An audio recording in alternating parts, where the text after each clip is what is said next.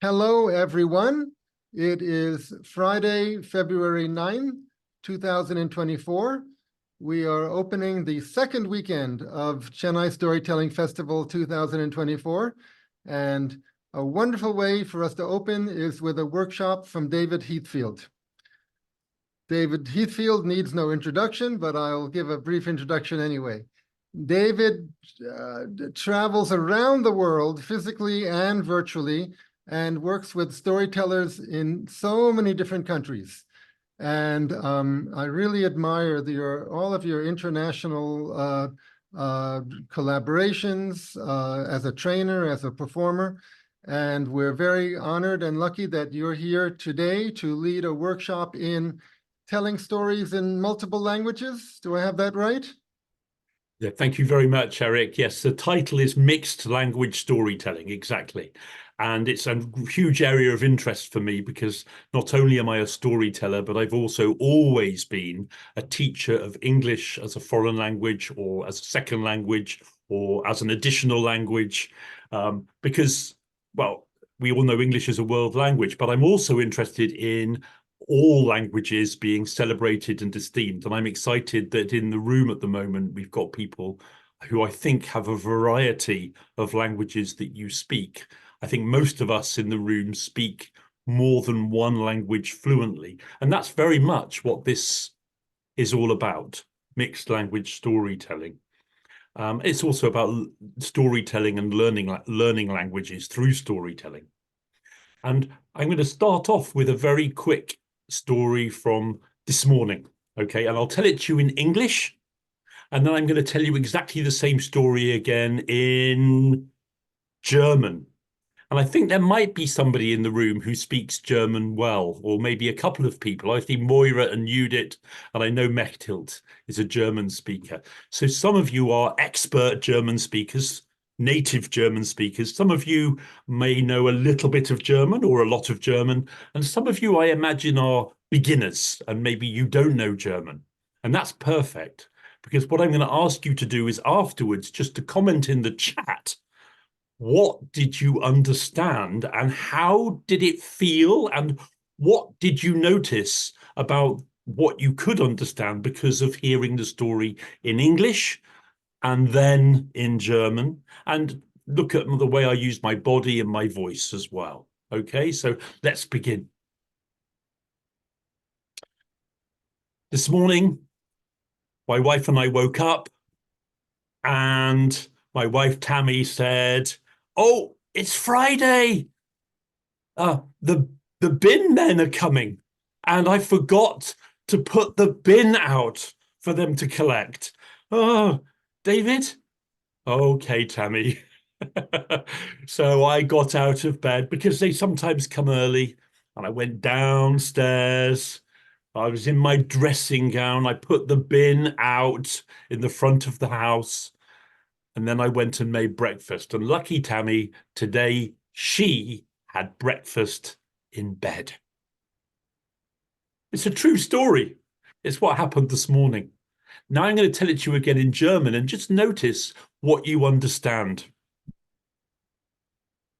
Früh heute Morgen, ich bin, es ist sehr froh, jetzt Deutsch zu sprechen. Frühen Morgen für mich.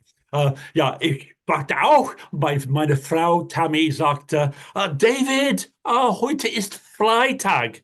Die Müllmänner kommen, um die Müll wegzunehmen. Jetzt so, und die kommen jetzt froh. Okay, Tammy, dann mache ich das.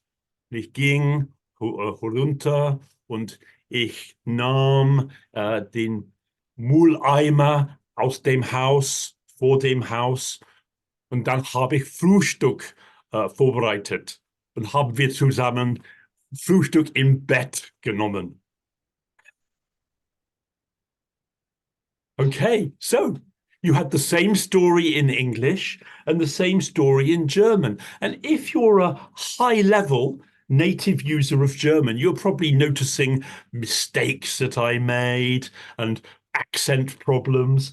And you might note about that, but also notice how I use German. And if you're a mid-level speaker of German, you might have noted some new vocabulary that you heard during that story, that you learned during that story, and you could write it in the chat.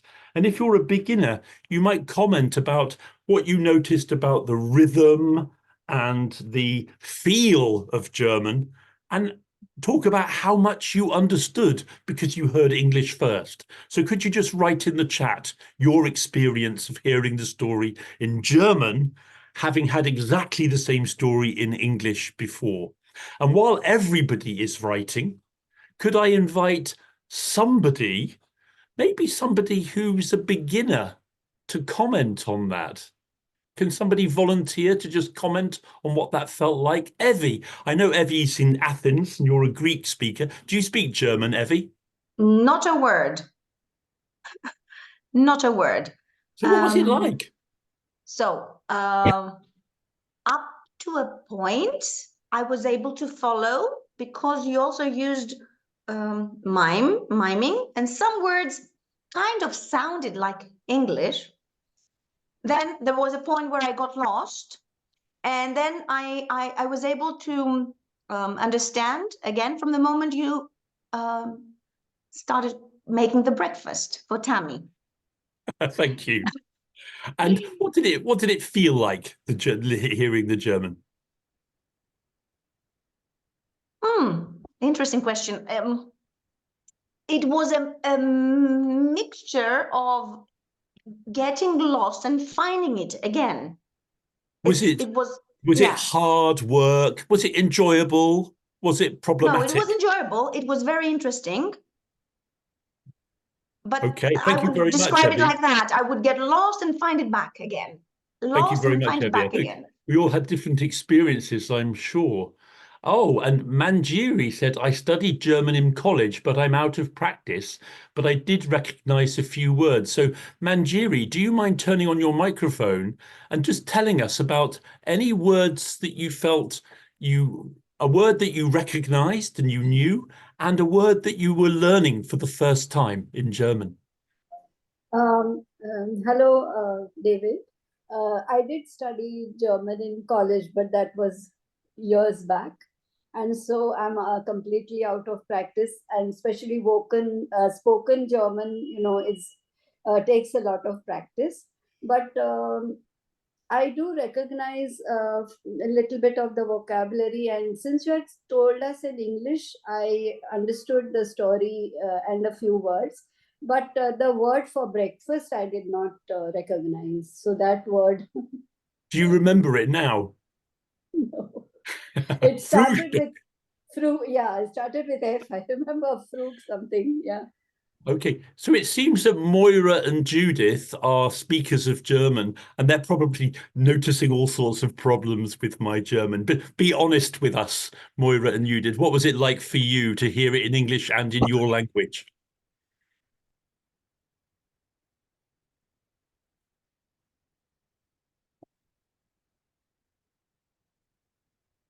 Oh, we can't hear you at the moment, Moira. Maybe your microphone isn't working.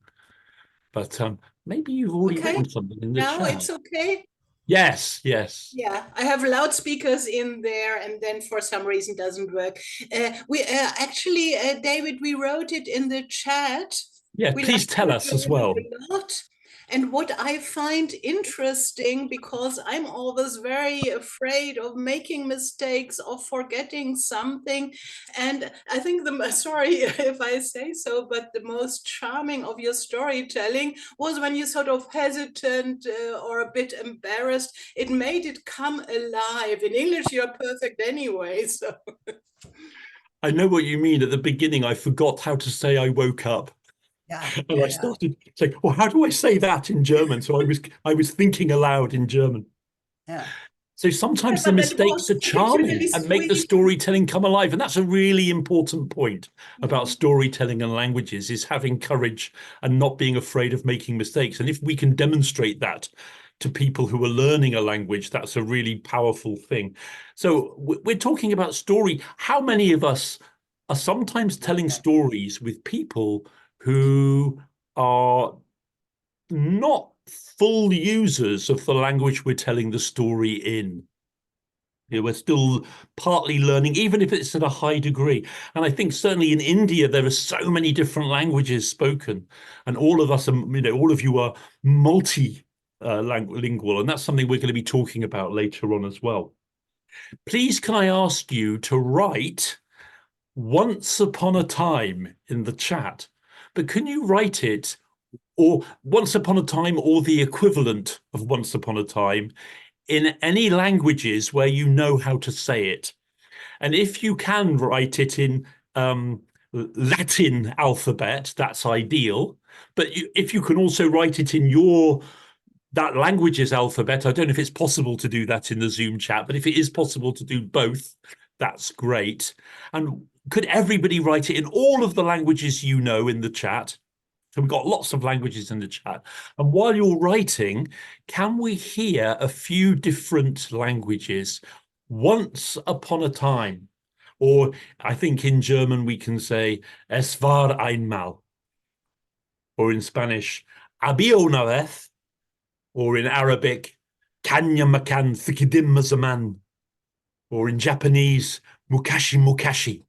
So can you just unmute and let's hear a few different languages as well as read? Saumya, in Tamil, I think it's Andakalatale. Is that correct? Yes, அந்த காலத்துல ஒரு ஊர்ல We can say முன்னொரு காலத்தில். முன்னொரு முன்னொரு காலத்துல காலத்தில்.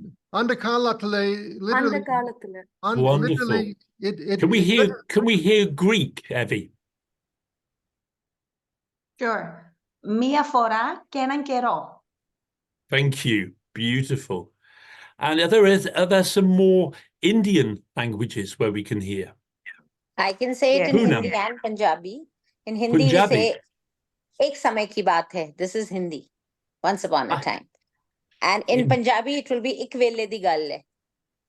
Oh, thank you. actually, in Tamil, Andakalatale actually means in those days. In those days, yes, of course. Of course, we like mukashi mukashi in Japanese is long ago, long ago. Dawno dawno temu in Polish, it's long, long ago. Manjiri.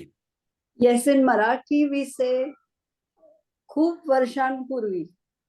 Oh, beautiful. Long This is time. a magical entrance, transitioning into the world of story. And we can really celebrate stories in different languages by using those different languages, but the languages where the story comes from. So today's workshop is called Mixed Language Storytelling. In this practical and I think fun, free workshop, I think it's amazing, absolutely extraordinary, Eric, that you're able to do this for free around the world. We'll discuss and explore storytelling in bilingual settings.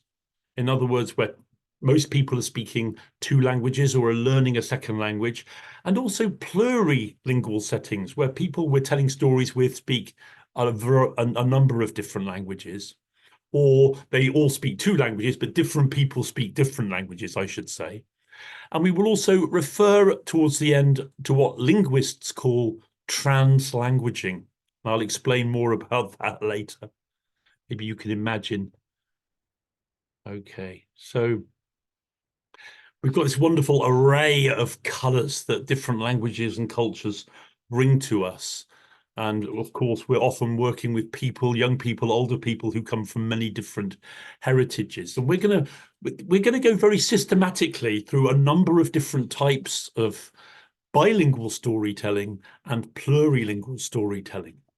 And the first one is where we start in the first language and then we move to the second language. And I imagined you're all users of English, which you are, and then we moved into German, and thinking that some of you are users of German and some of you are not. So equally, we might do a personal story like I told about the rubbish collection this morning, but it might be a folk tale. So a simple story like, I don't know, the Aesop fable of the lion and the mouse. With people who are learning a language, we might first tell the story in their first language, and then tell the story in the language that they're learning. And it would help them to understand the story, even if they're just starting out with that second language, for example. But it can also be used very usefully with people at different levels of the language. And then I add to that the whole story told first and second language combined. So where we're switching back and forth between two languages. And I'm imagining that some people in this room have experience of doing that. Do you ever tell a story in two languages at the same time? Mixing them together? Yes, yes, David. Sometimes it's considered a little bit taboo in the storytelling world, but I think it's a wonderful concept, a wonderful idea. I did a project a couple of years ago called Around the World in 88 Tales, and I met up with storytellers in 44 different countries, and each storyteller told a story that was inspired by an object from the museum here in Exeter, the Royal Albert Memorial Museum. And I invited people to tell the stories in English, but I also said, use your language if you would like to, as well as English. And the very first of all of the 44 storytellers I met was Hend Qatar. This is Hend Qatar. Hend Qatar is in Gaza, in Palestine. She's my favorite Gazan storyteller. I last heard from Hend a few weeks ago. I hope you're okay, Hend. Well, I hope you're surviving, I should say. I know you're not okay. But I'm going to show you a video clip, because what Hen did, she's not only a storyteller, she's also a musician, plays the oud, the Arabic lute.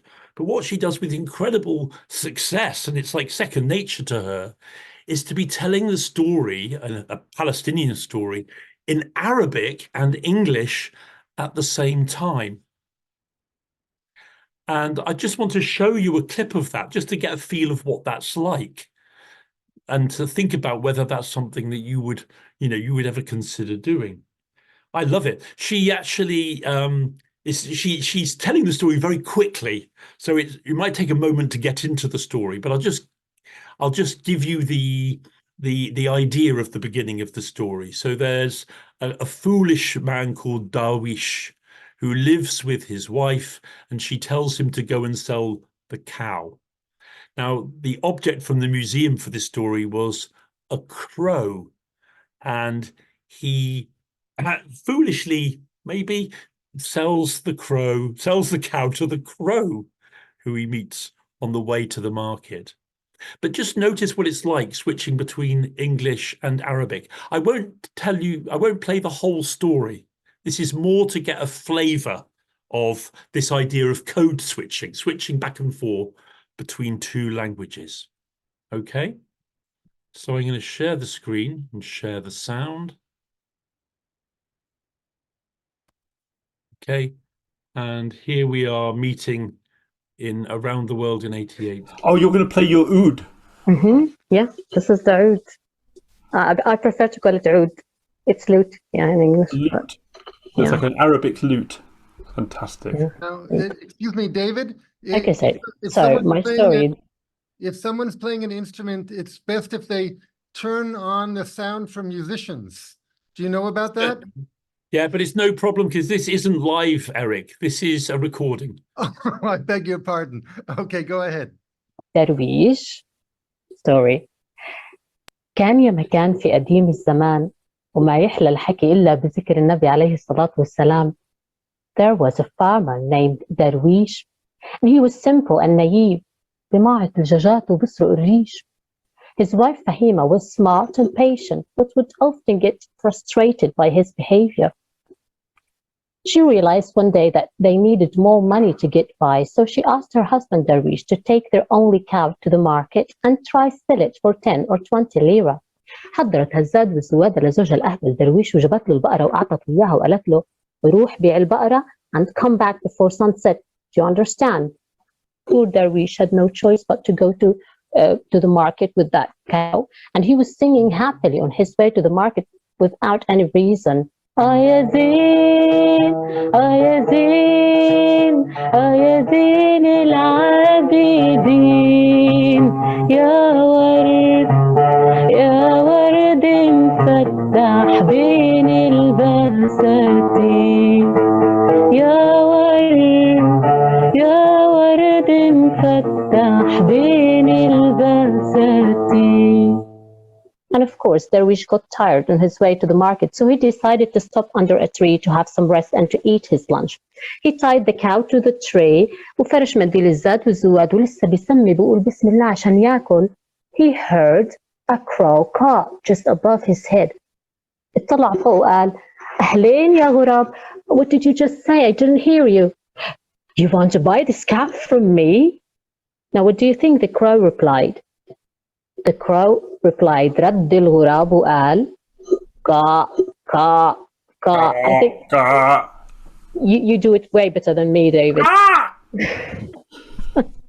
So Darwish looked again and he said, okay, do you have 20 lira to buy this cow from me?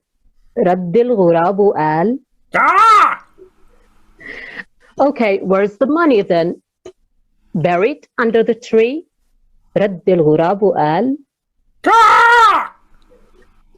So Darwish got up, he قام على حيله صار يفحر تحت الشجرة يفحر تحت الشجرة thinking that he would find money under the tree. بس ضلوا يفحر تحت الشجرة يفحر فجأة he found a big pot filled with golden lira. يا ترى يا درويش ايش حتعمل في هدول الذهبات؟ حتوديهم لزوجتك الغلبانة فهيمة؟ Okay. So as I said, I'm not playing you the whole story, and I think you probably would like to know what happened next. So if you stay to the end of this workshop, there will be a link. I'll share. I'm going to share basically the PowerPoint with you as a PDF document. I've shared it on Google Drive, so I'll put the link in the chat, and you'll be able to get the link and all of the links, and you'll be able to listen to the whole of that story. Maybe you're imagining what's going to happen next after he gets that money for the crow.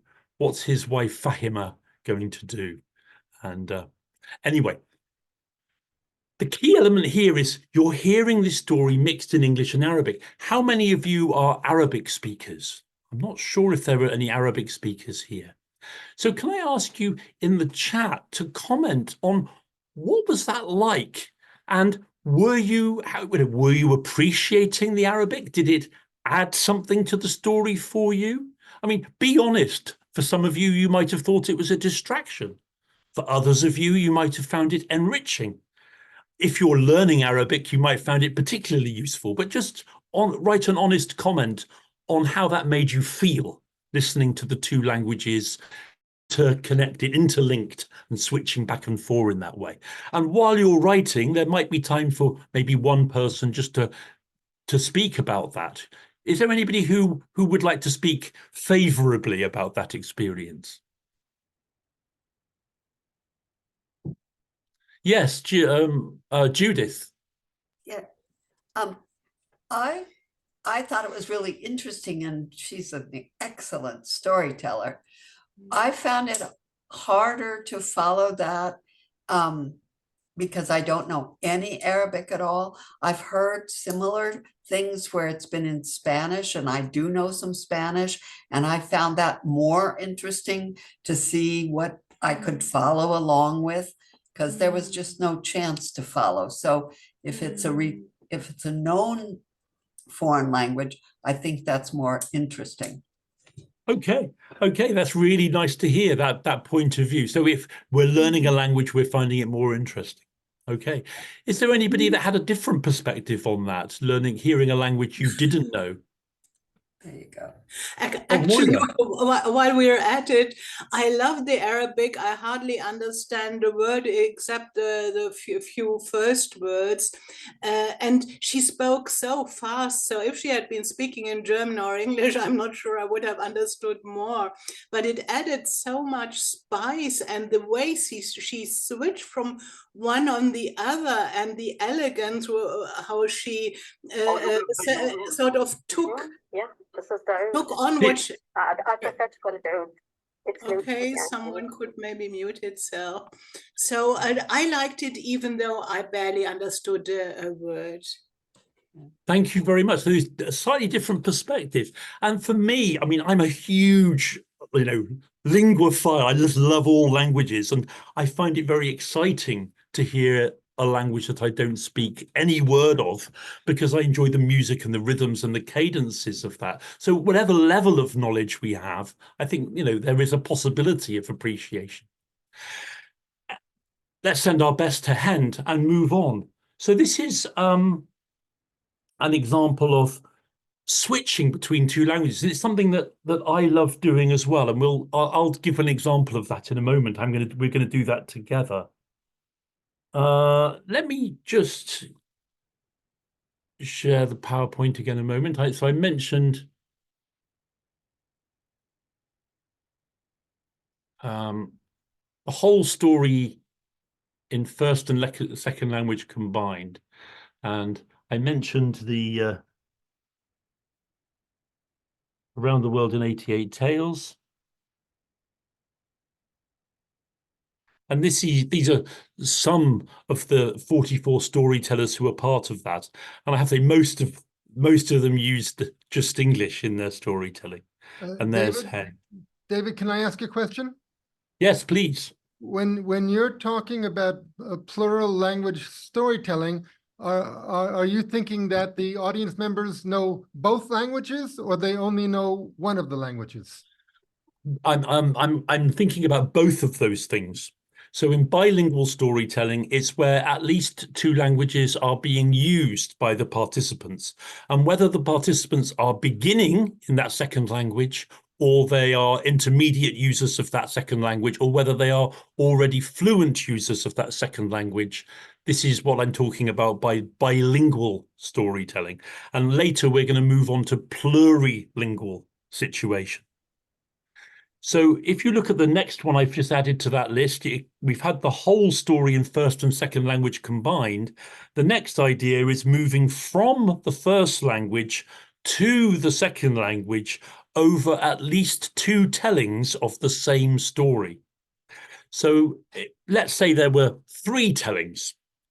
The first time I might tell the story in the language that the participants, I'm not going to say students because this isn't only for learners, that the participants know best, so their first language, and using some words and some phrases in the language that they are learning.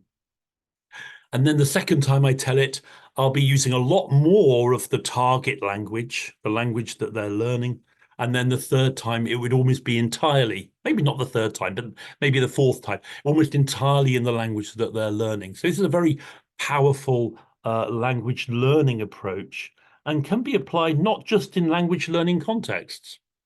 I wrote about this in my book for teachers, Storytelling with Our Students. And there's a section where I talk about the story Rabbit and Jaguar. And I talk about, the first telling, the second telling, and the third telling. You can see that on the right. And I'm going to illustrate that now in this setting.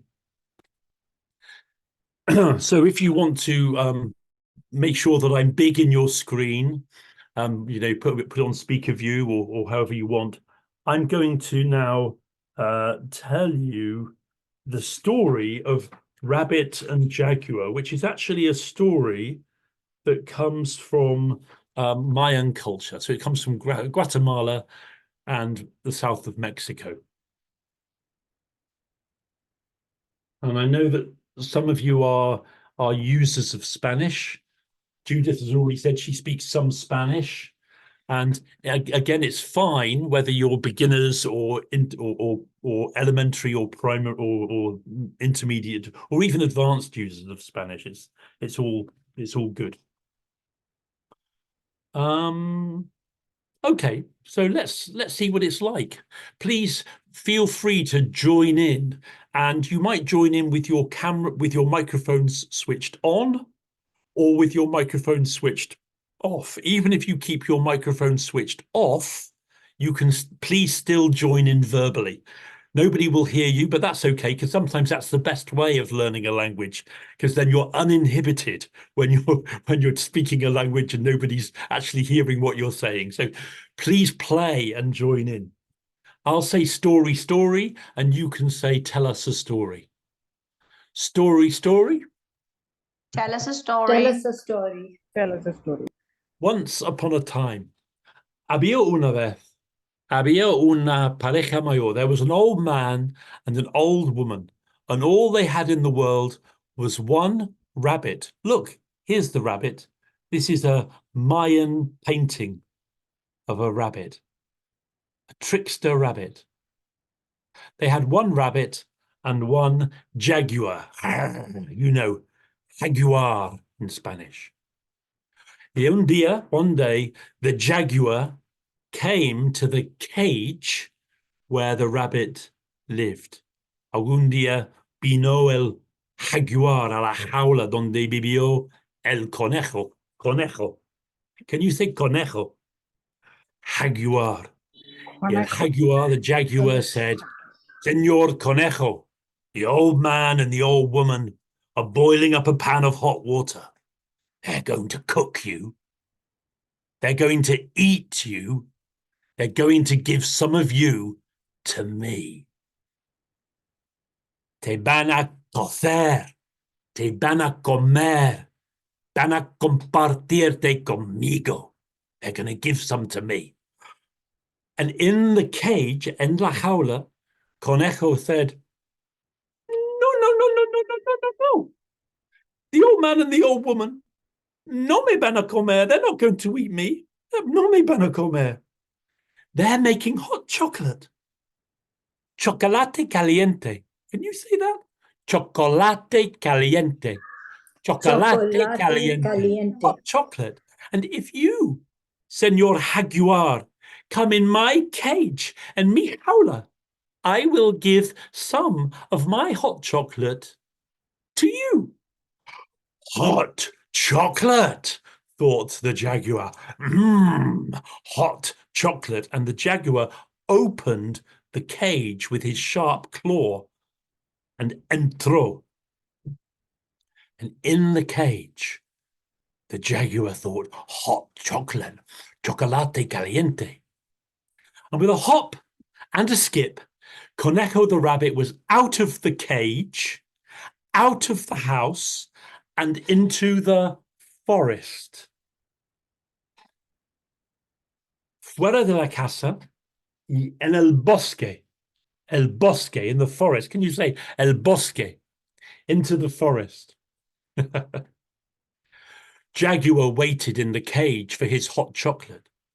He waited, and he waited, and he waited. Can you say it together with me in Spanish? Esperó, esperó, esperó. That means he waited. Esperó, esperó, esperó. ¿Dónde está mi chocolate caliente? Where's my hot chocolate? Oh no, the conejo tricked me. Me engañó. He tricked me. Well, the jaguar was angry. He ran out of the cage, out of the house, and into the forest. En el bosque. Into the forest. En el bosque. Corrió. And Jaguar looked for the rabbit. Do you think Jaguar found the rabbit? After a long time looking, Jaguar came to a mountain. Una montaña. Una montaña. Y en el montaña había una cueva. There was a cave in the mountain. Can you say una cueva? Una cueva. En la montaña. And Conejo was in the cave. And Jaguar saw Conejo in the cave and said, Conejo, you tricked me. Me engañaste. I'm going to catch you. I'm going to kill you. I'm going to eat you. Te voy a coger. Te voy a matar. Te voy a comer. Well, Jaguar in the cage said, No, no, no, no, no, no, no. Senor Jaguar, I'm another rabbit, not the same rabbit. Oh, no, no, no. But Jaguar, look, you are very strong. And I am very small and weak. Soy pequeño y débil. I'm weak, débil. Pero tú, Jaguar, tú eres fuerte. You're strong, fuerte. Can you say fuerte? Tienes las patas muy Fuerte. fuertes. You've got really strong arms. Please come in my house. My house is falling down. And if you put your strong arms against the wall of my house, I can go and get a stick from the forest to hold up my house. Jaguar said, well, I am strong. Soy muy fuerte. Voy a sostener a tu casa. I'm going to hold up your house while you go and fetch a stick from the forest. Well, with a hop and a skip, Jaguar was holding up the wall of the cave, which he thought was the rabbit's house, and with a hop and a skip out of the cave and into the forest. En el bosque. Jaguar waited. Can you show me Jaguar holding up the house like this? Esperó y esperó y esperó. Esperó, esperó, esperó. Espero. ¿Dónde está ese conejo con el palo? Where's that rabbit with that stick? ¿Dónde está el conejo con ese palo? The rabbit didn't come. Oh, no, said Jaguar. Conejo me engañó. The rabbit tricked me again. Me engañó el conejo. Oh, Jaguar was furious. Furioso. Furioso fue. Salió corriendo de la cueva en el bosque. He ran out of the house and into the forest. Salió corriendo en el bosque. Y buscó al conejo. He searched for the rabbit. Did he find the rabbit? After a long time, he heard the rabbit, and the rabbit was laughing. He looked, and he saw through the long grass that there was Rabbit hanging from an elastic vine, hanging from a tall tree. And Conejo was bouncing up and down, rebotando, bouncing up and down and laughing on the elastic vine at how he had tricked the Jaguar. And Jaguar thought, I'm going to catch that rabbit. I'm going to kill that rabbit. I'm going to eat that rabbit. Voy a coger este conejo. Voy a matar este conejo. Le voy a comer. And Jaguar got ready to jump. Do you think Jaguar's going to catch the rabbit? Well, listen, everybody, I'm not going to tell you the end of the story just yet. But I am going to ask you, what do you think? If you haven't heard this story before, I bet Evie's heard this story before.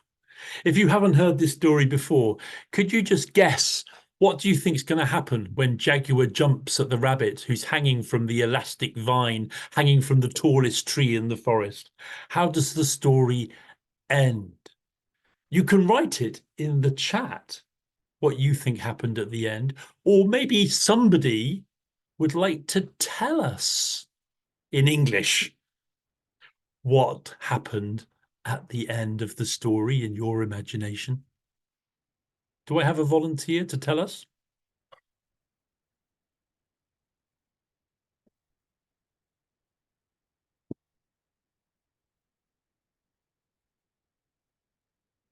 Saumia, do you have an idea about what might happen at the end of the story?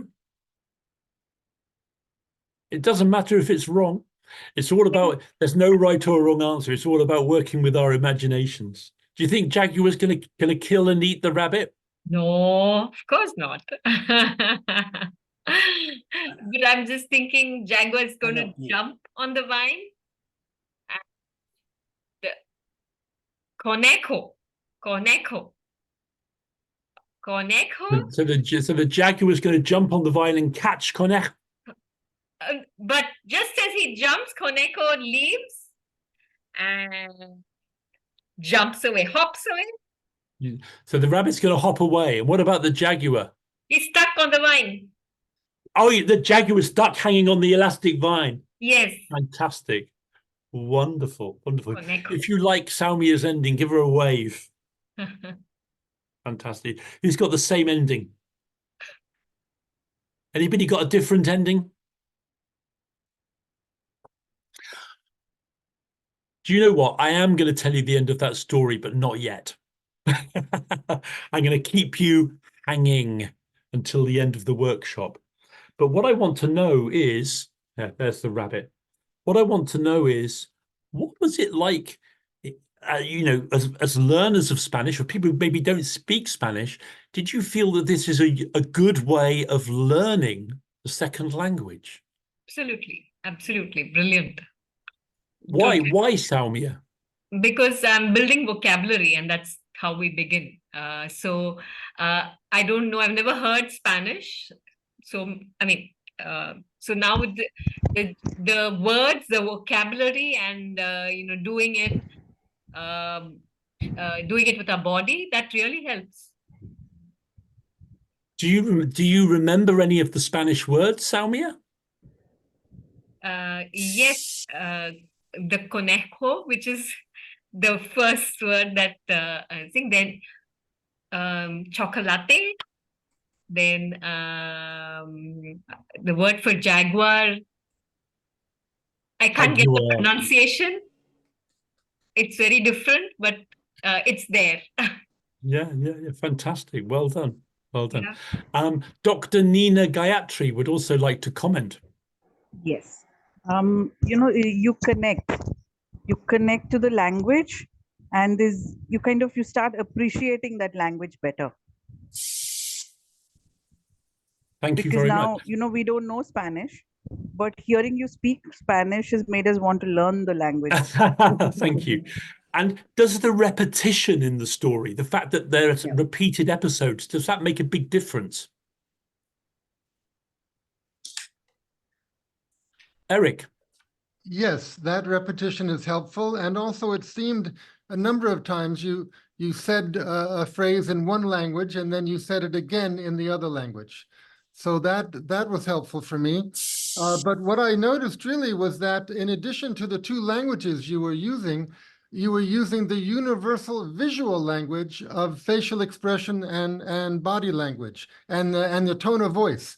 So that tone of voice and body language, communicated the meaning without any verbal component.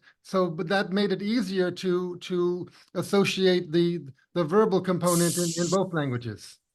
So if we're telling stories with children or indeed adults who are still developing their skills in the language we're telling stories in, by focusing on that verbal, the tone of voice and the characterizations and the actions, the miming, it can really support the understanding of the second language. And it's fun. So if I told you that story now again, but now I told it to you completely in Spanish, do you think you would understand some of it? I think you would understand quite a lot because you'd be remembering the time we heard it before. So if I had a regular storytelling slot every week, for example, with the same group of kids, I could tell that story every week for a few weeks and every time use more and more of the second language that the kids are developing. So here we're working with what in linguistic terms is kind of emergent language that students are wanting to learn. We're scaffolding it through storytelling, through repetition, through body language. We're helping them. And I asked Salmia to guess the end of the story. And you've also written your ideas for the end of. Thank you, Manjiri. He falls into a pit. Mech Tilt thinks there'll be a happy ending. I was telling this story to children in Germany in Hamburg in Germany. And I told them the story in English, and I used some German words to help them understand, because they were just starting out with English. They had only been learning English for 1 year, so they were still starting out with English. And at the end of the story, I asked them to guess the ending. And what's interesting, do you think that they told the ending in English or in German? Of course, they told the ending in German. But what was interesting there is I was there as an English storyteller, so I was then translating or reformulating what they were trying to say into English that was suitable for their knowledge of English, for their learning. I'm not sure if I've got that clip ready. Let me just see if I've got that clip ready a moment.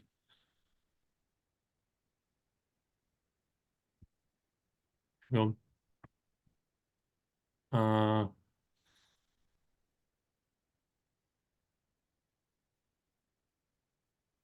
Oh yeah, here we are.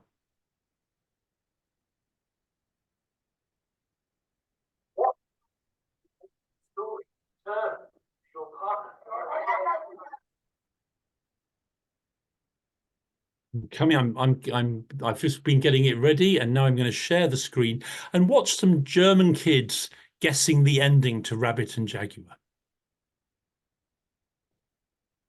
Oh, I'm going to stop that again because I just want to make sure.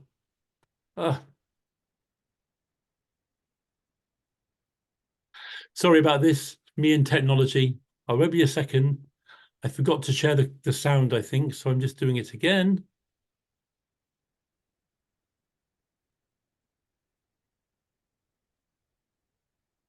Share screen and share sound. Yeah, it was all right. Okay, this is just a couple of minutes. What happened at the end of the story? Turn to your partner.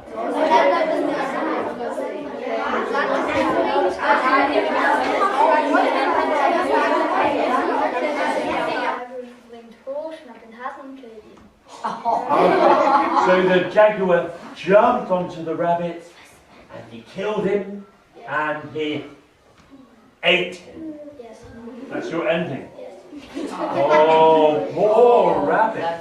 Thank you very much. Wait. Who has the same ending? The selber. Yeah, so the jaguar ate the rabbit. Oh, yeah. Listen to Mars. Der Jaguar springt hoch, der Hase springt dann auch hoch und dann fällt der Jaguar runter und auf Giftfeuer und dann muss er sich so kratzen und dann läuft er weg. Giftfeuer? Giftpfeile oder Giftpfeile oder was meinst du? Poisonous something. What giftiges what? Was Gift? Brennnessel. Ja, diese Brennnessel. There's some, what do you call them? Some plants, some... Stinging nettles. Yeah, stinging nettles, yes. Oh! So the jaguar jumped, rabbit sprung up on the elastic vine, the jaguar landed in a stinging nettles, and it was sting, and the rabbit got away. Okay. Wow, I love it, yeah. Thank you very much.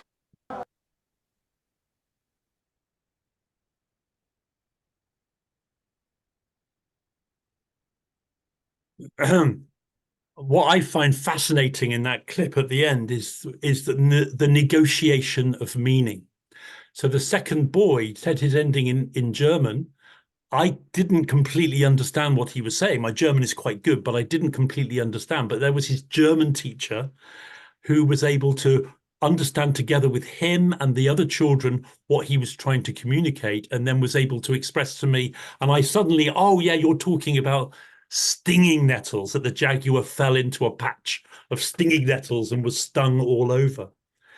But all of that was very much to do with this bilingual context where we're working between languages, which is, I think, fascinating with storytelling, where we're working with different language speakers.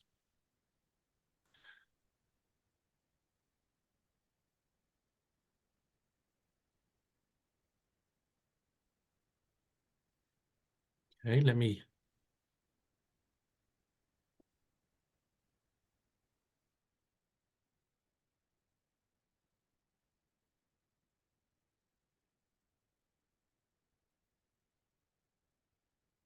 So we might also look at the next point here, where the story is told in a second language with instant translation of unknown key vocabulary with help from participants. So in other words, imagine that you are all speakers of Hindi. Okay, this is just another example. Who speaks Hindi in this room? Can you just let me know if you speak Hindi? Put your hand up. 1, 2. Oh, only one.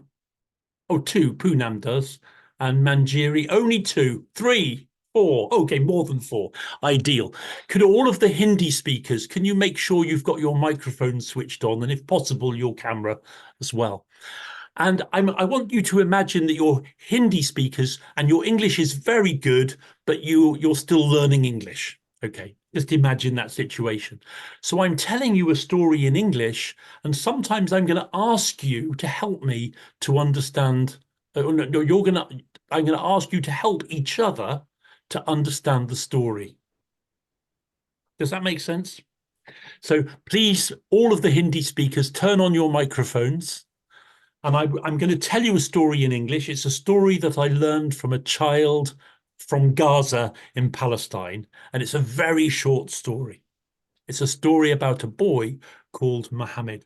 Story. There was a boy called Mohammed, and he was with his friends. And Mohammed just bought some new shoes. How do you say new shoes in Hindi? Naye joote. That's right, everybody. Can you say new shoes? Thank you. Naye joote. No, in English, say new shoes. New shoes. Yes. How do you say new shoes in Hindi? Naye joote. New shoes. New shoes. Yes. And he was running along to get the train, and he ran along the station platform with his friends. How do you say platform in Hindi? Patri, rail ki patri. Ah, thank you. Thank you. Can everybody say in English, platform? Platform. So he ran along the platform with his friends, but the train started going. And the friends jumped onto the moving train. They jumped onto the moving train. Can you say that in Hindi? Chalti train pe chad gaye. Ah, thank you. Everybody, can you say it in English? They jumped onto the moving train. Onto the moving train. As Mohammed jumped onto the moving train, his new shoe fell on the platform. Oh no! He lost his new shoe. But he couldn't get off. He looked out of the window and he saw his shoe on the platform. Quickly, Mohammed took off his other shoe and he threw his other shoe all the way back onto the platform. He threw his shoe onto the platform. How do you say that in Hindi? Usne apna juta. Ah, can you say it in English? He threw his shoe back onto the platform. He threw his shoe back onto the platform. His friend said, Mohammed, what are you doing? That was a good shoe. And Mohammed said, my friends, what use is one shoe to me? The person who finds the 2 shoes on the platform, they will benefit. How can I say they will benefit in Hindi? Uska fayda hoga. Oh, that's a beautiful phrase. Could you say it again, Poonam? Uska fayda hoga. Everybody, can you everybody unmute and say, the person who finds the 2 shoes, they will benefit. Everybody. The person who finds the 2 shoes, they will benefit. Ah. These are the kinds of stories that I've learned from children from Gaza. Beautiful, simple stories, but with such beautiful meaning. We all know that story, or we've heard similar stories before, maybe. But the actual process, what was happening there is I was telling you a story in a language you're learning, and I was asking you to help each other. Did it matter that I don't speak Hindi? No, it doesn't matter that I don't speak Hindi. I trusted you to help each other. So in a bilingual context, when all of the people who I'm telling stories to speak the same language, even if I, as a storyteller, don't speak it, I can invite you to help each other to understand the story. So these are all examples of bilingual storytelling. I'd like to move on now to what we might call plurilingual storytelling, where at least 3 languages are being used by participants, either by the same person or by different people in the same space. And by plurilingual, well, this is what my good friend, some of you know, Manuela Kelly Calzini, who's a storyteller and teacher in Italy, and she says plurilingual storytelling refers to the practice of incorporating multiple languages within storytelling to foster cultural exchange, celebrate linguistic diversity, and foster inclusive narratives. By seamlessly blending different languages, this approach offers a unique opportunity to bridge cultural gaps and promote a sense of unity among diverse communities. And we all know how important this is, especially in countries where there are, cultural divides and cultural conflicts. And I think in all of our countries, we know the importance of inclusion.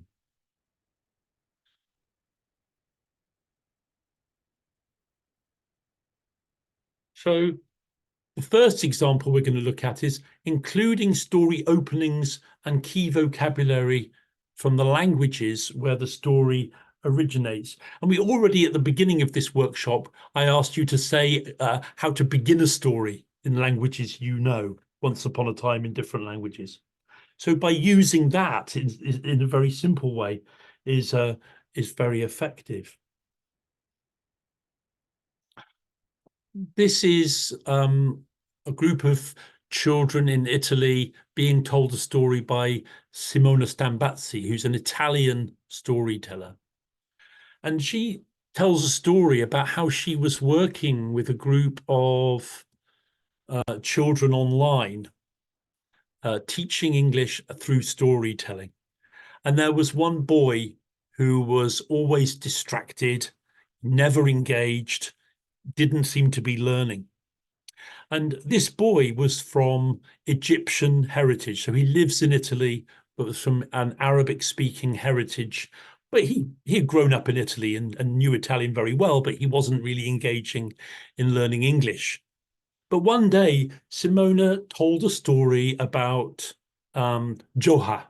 Now, all of you know Joha. In Arabic, he's called Joha. In Turkish, he's called Nasreddin.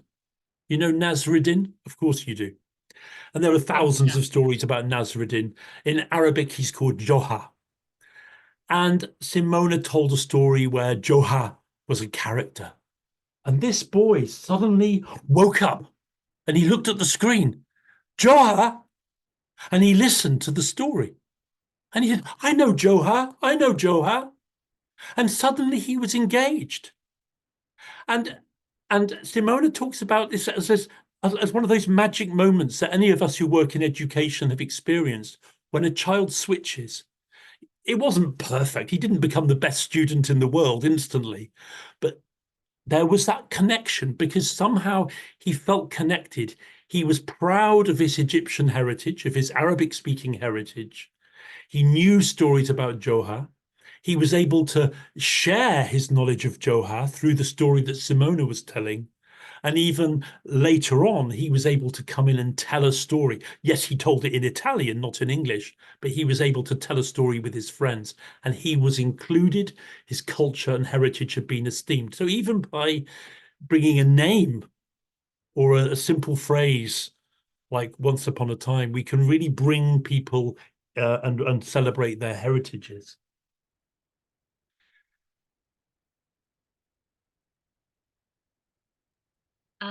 David, I have a question. Yeah. So sometimes I struggle with this pluralism because, I mean, the three multiple languages, especially if I take a story from some other culture and I'm telling children who are mainly speaking in Tamil, I'm already introducing English as a new language. And then I have some other words which are coming from another language, a third thing. It gets very confusing, I feel, and I want some guidance how to kind of make it. I mean, because I've chosen the story, and maybe because I like the story, but it has its own cultural elements. And then I'm taking it into the Tamil speaking group, and I'm telling it in English. So how do I kind of balance this? Samia, that's such a great question, and I haven't got all of the answers because I don't work in the same kind of context that you're working in very often. Most of my contact is bilingual or with adult learners of English from different heritages in the UK. But what we're going to do is very soon in this workshop, we're going to have a short period where we're discussing our experiences and our challenges. So if you're willing to wait for a few minutes, because I just want to bring in a couple more ideas before we have that sharing time. Is that okay, Saumya? But can everybody reflect on what Saumya has just said and how we might deal with that situation and think about it? So the next point I've put is participants using the languages they know to learn, tell, retell, and respond to stories. So here I'm storytelling with a diverse group of young people from all around the world. The children you can see in this picture are from Palestine, Nepal, Bosnia, and Serbia. So from different countries coming together and learning English through storytelling. So it's this plurilingual context where they were then retelling the stories in groups in breakout rooms on Zoom. But also in live classrooms, I've learned many stories where students of English have brought stories that they know in their first languages. So these are stories, the heritage stories they've grown up with.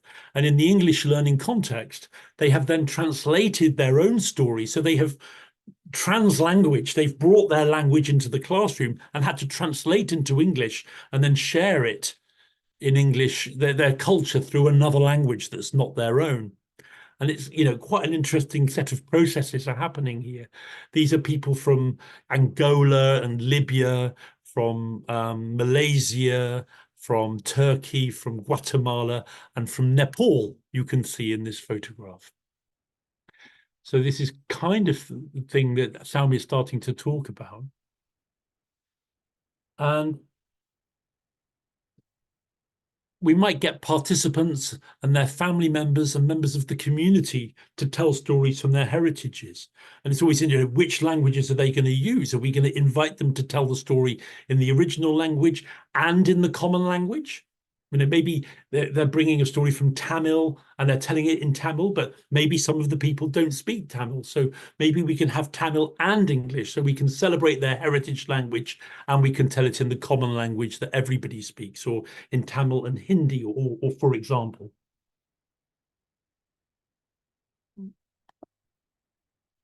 This is Kenza.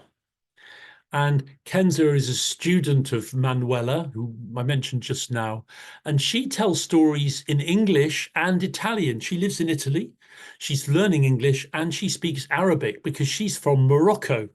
And she's learning stories from her Moroccan grandmother, translating them into English and telling these stories at the World Storytelling Cafe. And I asked her about this experience, and she said, "Hello, good morning, Mr. Heathfield. Thank you for your various compliments you gave me." I'm just going to move it across so we can see that. Oops.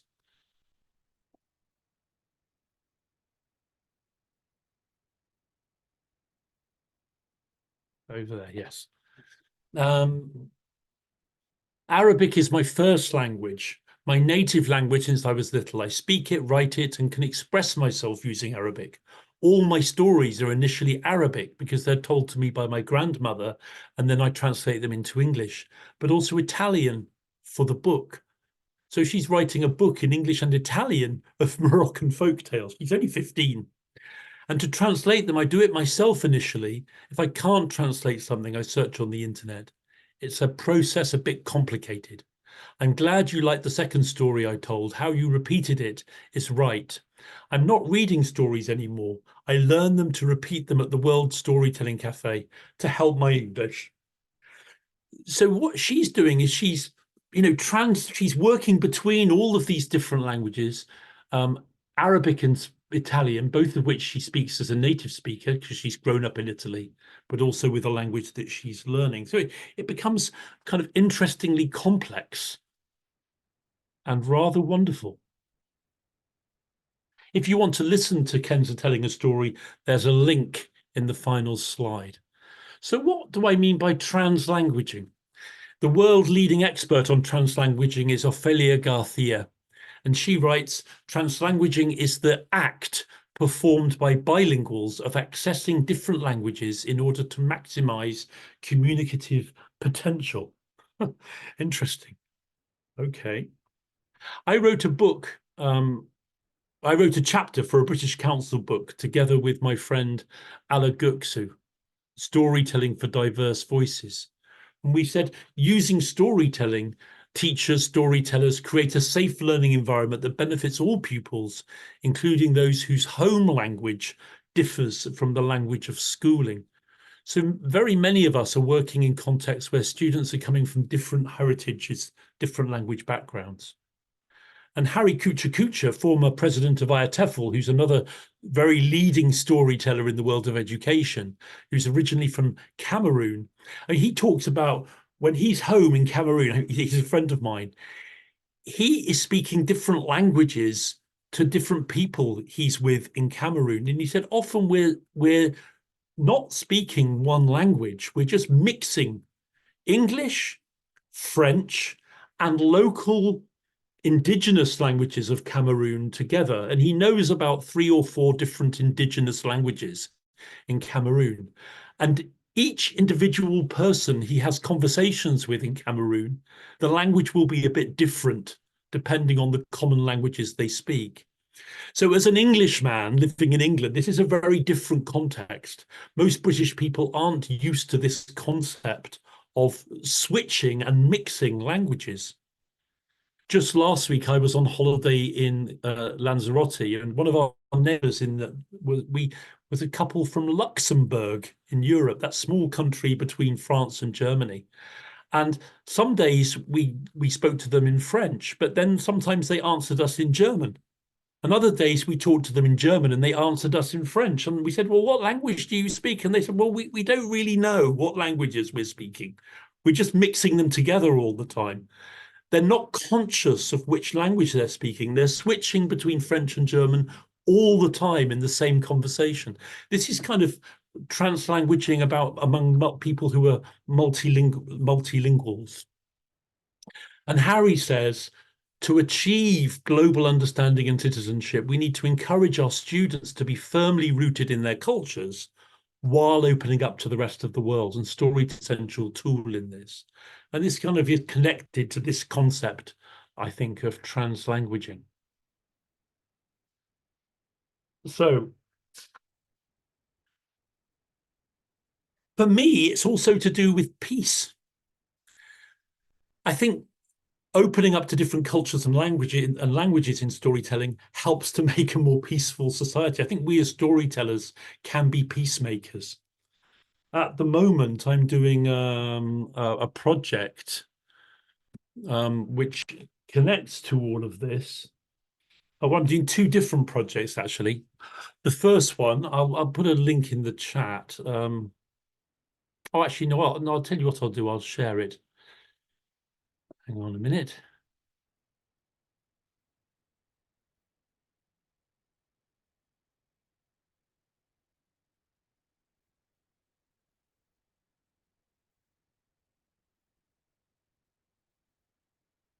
Yeah, one of the projects I'm doing is on YouTube is Tell a Child in Gaza's Tale. And I've shared 65 stories told by children from Gaza at the World Storytelling Cafe over the last few years. Since November, I've been sharing them on YouTube and Facebook. And just to humanize these wonderful children from Gaza for obvious reasons, it's really important. This is all about peace and you know, preventing genocide. And what has happened is it got very popular. So at the 1st of January, Haneen, this is Haneen you can see here, and Haneen is from Gaza but is studying and working in the UK. She's stuck in the UK. She can't get back home, and her twin boys, who are 8 years old, are there in Gaza, in Rafah, which is being attacked now. And she's desperately trying to get her kids reunited with her. We launched this project, Tell a Child in Gaza's Tale, and already about 25 people have retold stories that they've learned from those videos of children in Gaza. And you can see this wonderful list of people from all around the world. There's Bowen from USA, and Despina from Greece, and yeah, and Mechthild, who's here in the room, I think, is yeah, a father and his son. So people are retelling these stories. Just this morning, I received a story that I haven't had time to add yet from Saumya Srinivasan, telling a story that she learned from a fantastic storyteller called Hala Yusuf, a girl from... I mean, can I just ask you, Saumya, in not more than a few seconds, to say why you wanted to be part of this? Absolutely the same reason you just said, that supporting the children and totally building peace through storytelling, and anything, even a small bit, sharing a story like this is adding to that voice that we need to stand up as storytellers for peace. That's why. Thank you so much, Saumya. And if you want to be involved in that, you're very, very welcome. Just get in contact with me, and you're very welcome to get involved. But more connected maybe to the idea of translanguaging is this other project, which is from the poet Refat Alaria, who was killed back in December, who wrote the poem If I Must Die. Do you know this poem? Have you heard it? He wrote it in English to raise awareness of the context of living in Gaza. And then, of course, he was killed in December. And he wrote a poem which was very pressing his own death, really. I'll just read it to you in English, but I invited people around the world to to share the poem in different languages. And you can see here that it's been shared in Yiddish, Greek, Spanish, Scots, German. It's been shared in Kiesh Swahili, in Greek again, in Welsh, in Doric Scots, in Turkish, in Farsi, in Norwegian, in Iroquois, which is a language of Tanzania, in Urdu, in Bengali, in Baluchi, in Portuguese, in Italian. And just a few days ago, Saumya translated it into Tamil and shared it in Tamil. So Saumya, if you don't mind, I'm just going to read it in English, and then afterwards Saumya is going to read it in Tamil. Is that okay? So in English, the poem goes like this. If I must die, you must live. To tell my story. To sell my things. To buy a piece of cloth and some strings. Make it white with a long tail. So that a child somewhere in Gaza, while looking heaven in the eye, awaiting his dad who left in a blaze and bid no one farewell, not even to himself, not even to his flesh. Is the kite, my kite you made, flying up above, and thinks for a moment an angel is there, bringing back love. If I must die, let it bring hope. Let it be a tale. Saumya? Yeah.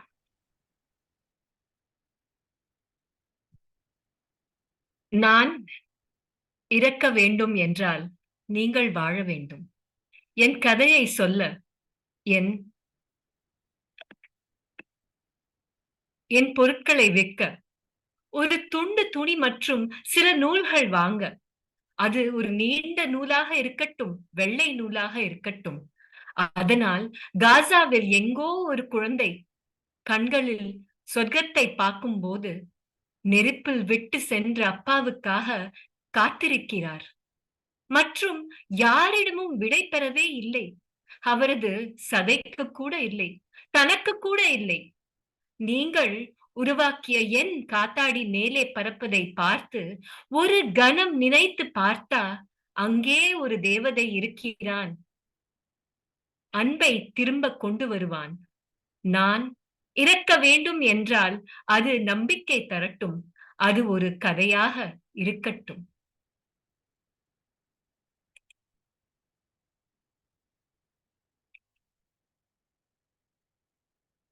David, you're on mute.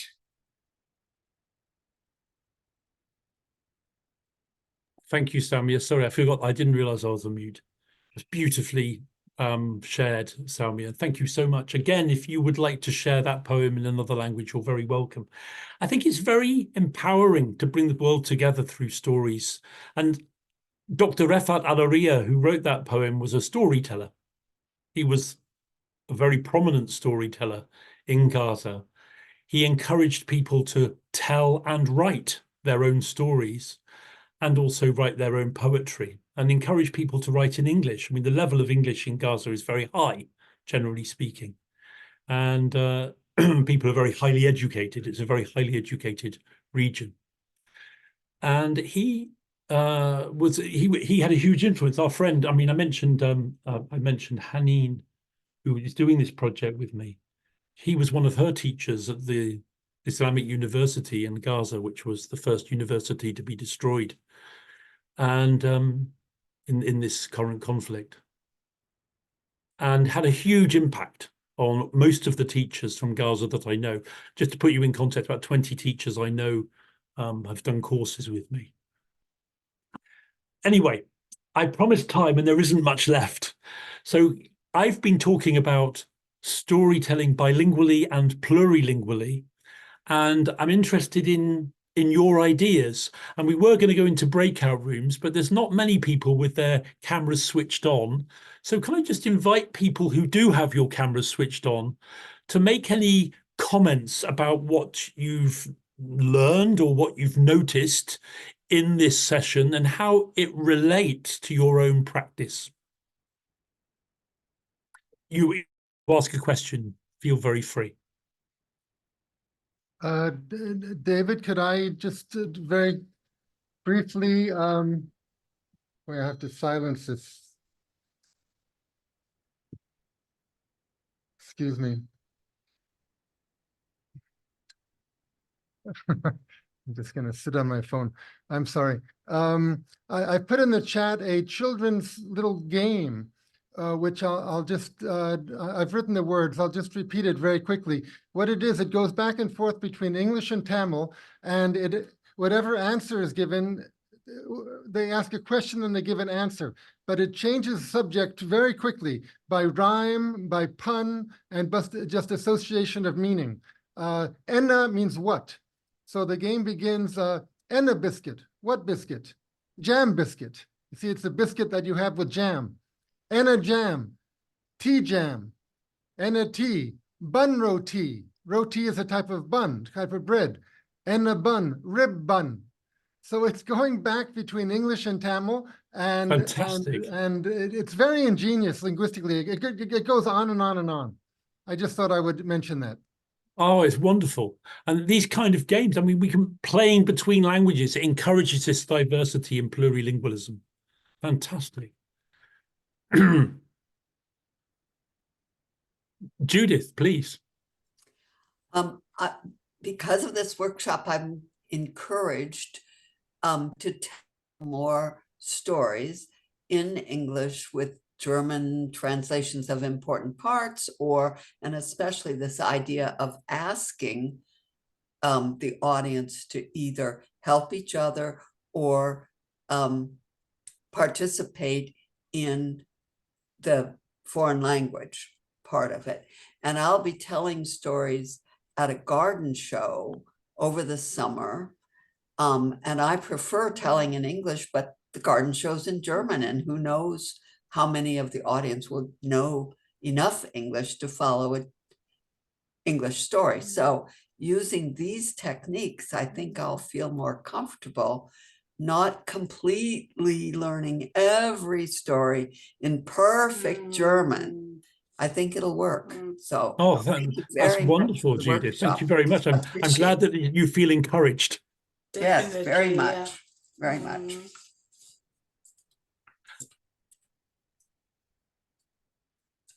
I'll be interested to hear from someone else who's working in India. And Soumya, you talked about the challenges you face earlier, sometimes with too many different languages going on. Before we ask other people for their points of view, how do you manage it? How do you deal with it as things stand?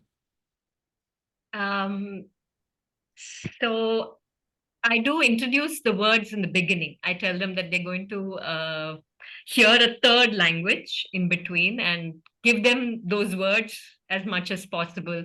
If I'm using a Swahili word, or like, for example, there's a story where I use Swahili words, then I give them the words in the beginning. I learned that lot from you, David. I'll tell again. So yes. Yeah.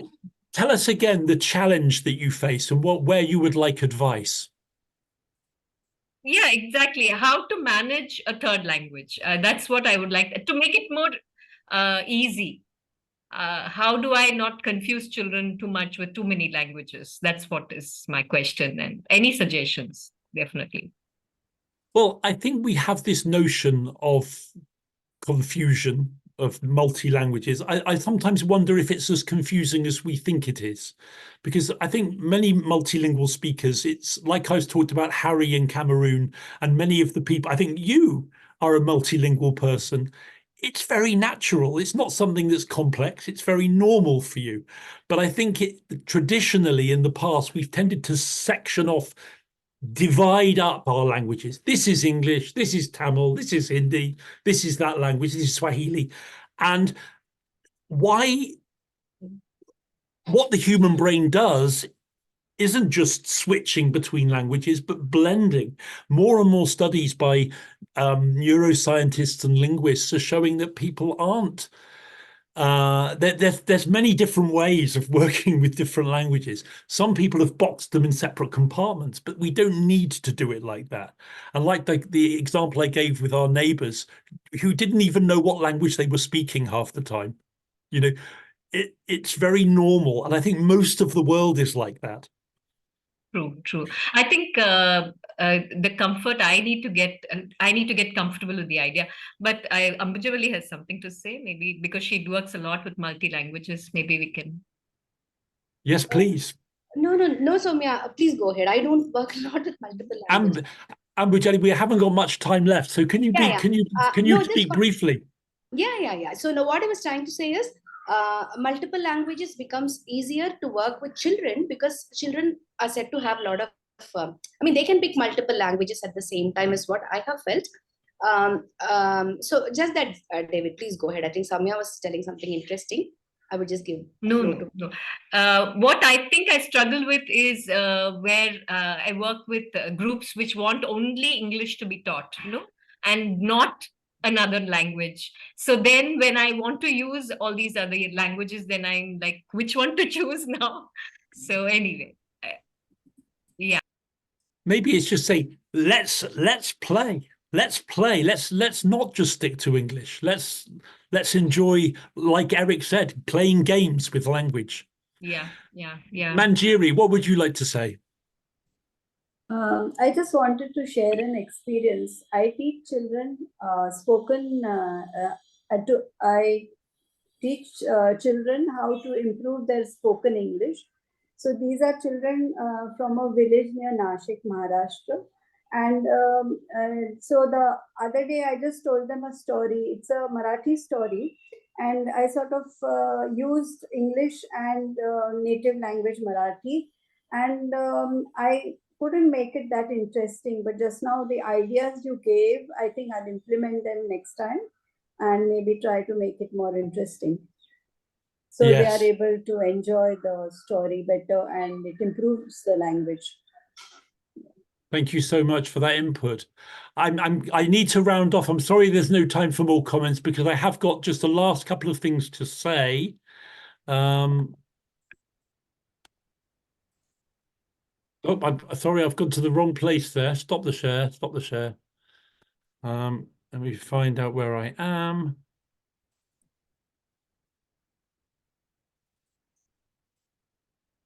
It seems that, oh, I see.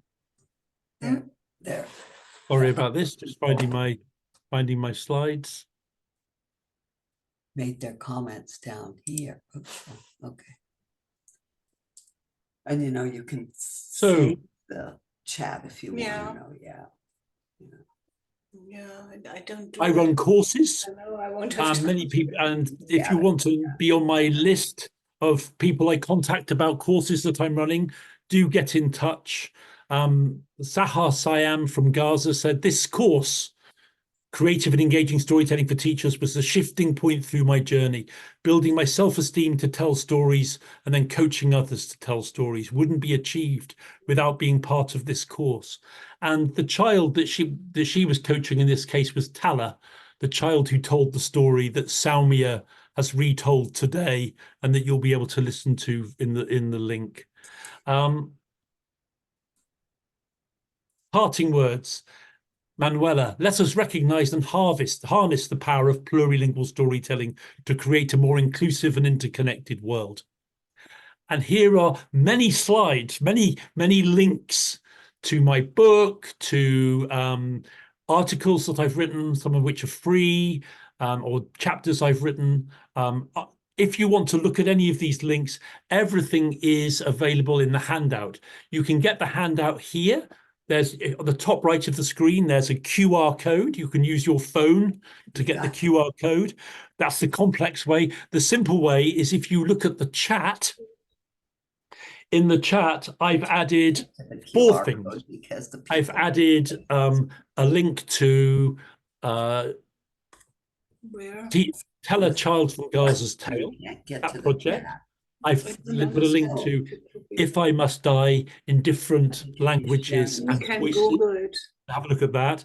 I've also put in the chat a link so you can get these slides from today as a PDF that you can explore further if you're interested. And I've also put one more link in the chat, which is to a fundraiser.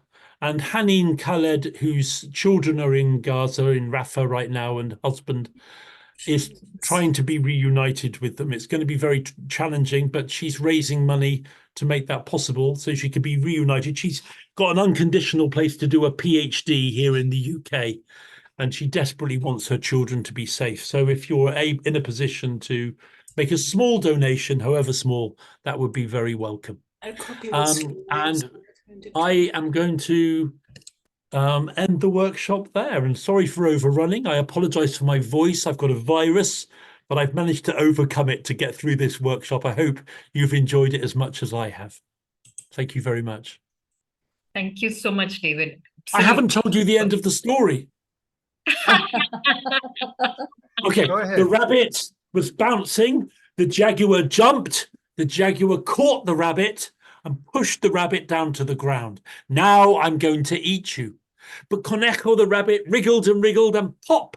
Through the jaguar's strong paws, he shot on the elastic vine, higher and higher and higher he flew.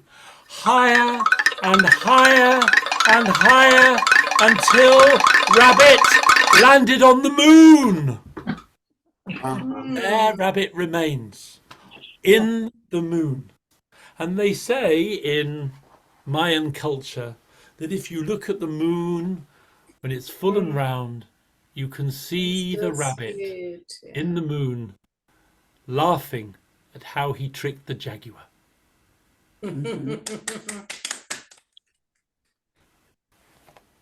Wonderful. Okay, David, thank you so much. Oh, I can't stand it. David, I just wanted to tell you, Poonam has the translation in Hindi. I think she will share it with you. Wonderful. I'm looking forward to having it in Hindi as well. Thank you so much, Poonam. Okay, thank you, David.